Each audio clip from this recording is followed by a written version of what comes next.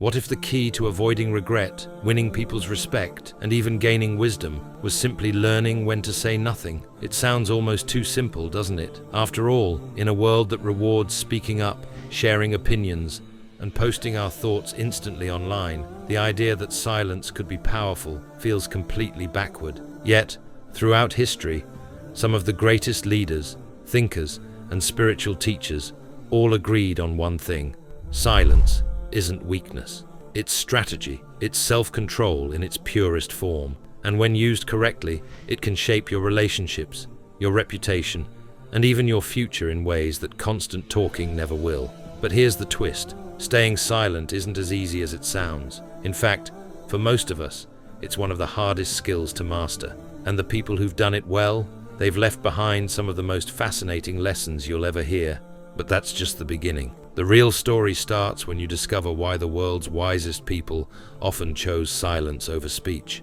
Silence sounds effortless. Just close your mouth and say nothing. But in reality, it's a skill that takes more discipline than most people realize. Think about the last time someone said something that made you angry or defensive. The natural urge is to respond immediately, to fire back with your own words. For many, not speaking in that moment feels like holding back a tidal wave. In fact, some scholars have described silence as a form of inner struggle, a kind of personal battle against your own impulses. The Prophet Muhammad, peace be upon him, once reminded his followers of a truth that's as relevant today as it was centuries ago. Remaining quiet when you want to speak can be a greater test of strength than delivering a perfectly crafted reply. For some, it's harder to keep the lips closed than to keep the hands still. But those who master this art find that their words become more valuable because they're rare, deliberate, and chosen with care. And that's exactly why one of history's most influential figures made silence a habit, not by accident, but by design. When the Prophet Muhammad spoke, people listened because every word carried weight. His companions described moments when they could almost count his words on their fingers. His speech was short, clear, and to the point. There was no filler, no rambling, no talking, just for the sake of talking. But here's the part that's even more telling. When he was among friends, he didn't dominate the conversation. He would let others share their stories, laugh at their memories, and even recite poetry from their youth. He'd smile, listen, and be fully present without feeling the need to constantly add his own commentary. This wasn't silence out of shyness. It was silence out of strength. He knew that listening could be more powerful than speaking. That presence could matter more than persuasion. And history shows that this wasn't just a personal habit. It was a mark of wisdom recognized across cultures. The ability to speak less, but mean more, has always separated the truly wise from those who simply talk the most. But what exactly makes silence such a sign of wisdom? The answer might surprise you, and it comes from those who understood life far beyond material success. Not everyone who stays quiet is wise, but almost every truly wise person knows the value of restraint. One companion of the Prophet, peace be upon him, gave a simple formula for spotting wisdom. If you find someone who isn't obsessed with chasing this world's pleasures and who speaks only when it matters, that's someone worth keeping close. Why? Because they've learned to filter their thoughts, keeping only what benefits themselves and others. It's the opposite of today's culture, where attention often goes to whoever talks the loudest. True wisdom isn't about having an opinion on everything.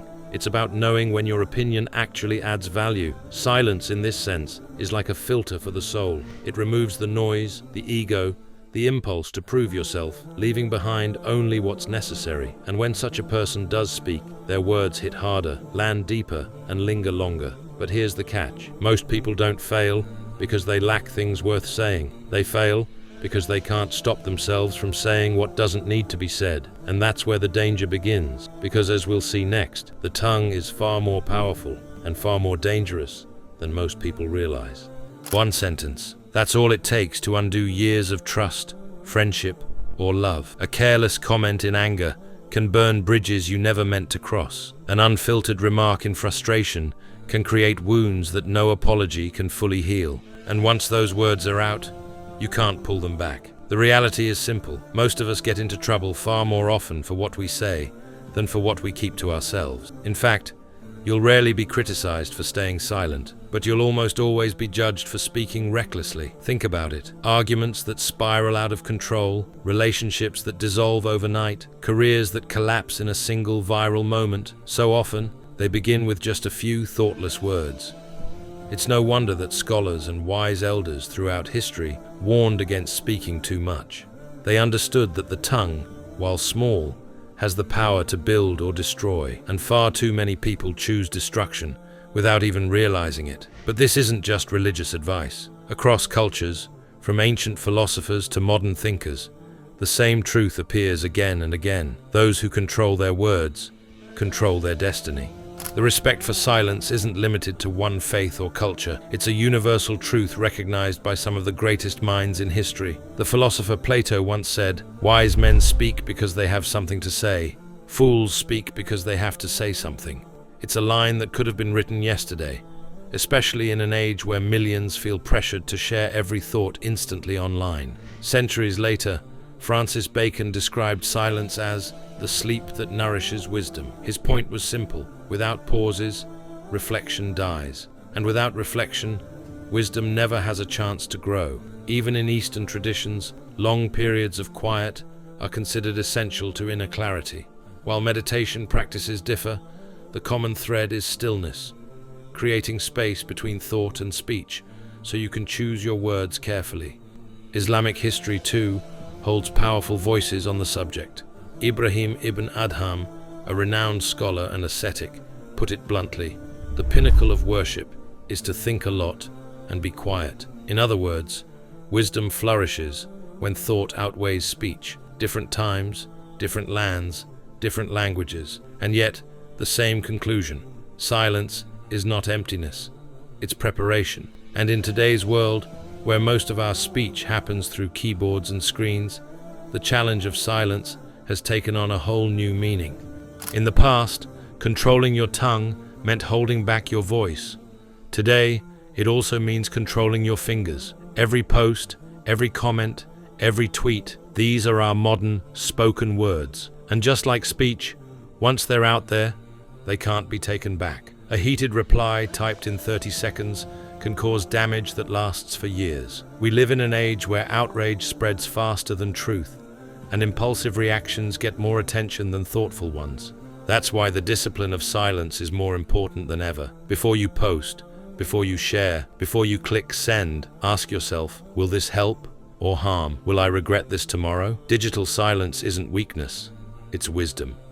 It's the decision to protect your peace, your reputation, and sometimes even your safety. Because while one poorly chosen sentence can destroy a friendship, one reckless tweet can destroy a career. The principle hasn't changed, only the stage has. Whether it's face-to-face or online, the person who can pause, think, and hold back will always have the advantage. And that advantage grows even greater when you understand the rewards that silence quietly builds over time. Silence doesn't just protect you from trouble, it actively works in your favor. When you speak less, people listen more. Your words carry weight because they're rare, and rarity creates value. The quiet person in the room often commands more respect than the one who fills every pause. Silence also gives you time to think, time to observe, time to understand the situation fully before acting.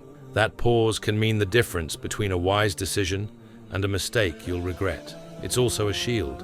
By avoiding unnecessary talk, you protect relationships from careless harm. You keep private matters from becoming public drama, and you prevent others from using your own words against you. On a deeper level, silence can be an act of faith. In Islam, leaving what doesn't concern you is considered part of perfecting your belief. Every moment you choose quiet over pointless speech is a moment you safeguard your soul and guard your heart. And perhaps most importantly, silence gives you control, not over others, but over yourself. That control is a kind of freedom no one can take from you.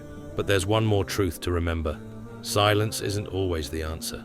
In certain moments, speaking up is the most powerful thing you can do. If the truth needs to be spoken to prevent harm, then speaking is not just allowed, it's a responsibility. In Islam, there's a clear distinction. Silence is encouraged in matters of idle talk, gossip, or personal opinion that adds no benefit. But when it comes to remembering God, teaching knowledge, reconciling between people, or standing up for justice, the tongue becomes a tool for good. Think of it as balance. The same restraint that keeps you from speaking in anger should also push you to speak when kindness, truth, or wisdom is needed.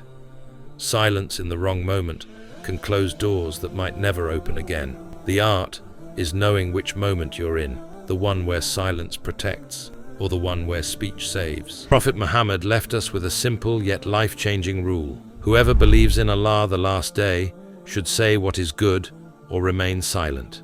It's a principle that can transform not just your speech, but your relationships, your reputation, and your inner peace. Because silence isn't about saying nothing, it's about saying only what matters. So here's the challenge. For one day, practice intentional silence. Speak only when your words are necessary, helpful, or uplifting. Hold back when the urge to react hits. Watch how people respond differently to you. Notice how much mental energy you save. In a world overflowing with noise, choosing silence isn't retreat, it's power. When you control your tongue, you take back control of your life. Because sometimes, the loudest statement you can make is saying nothing at all.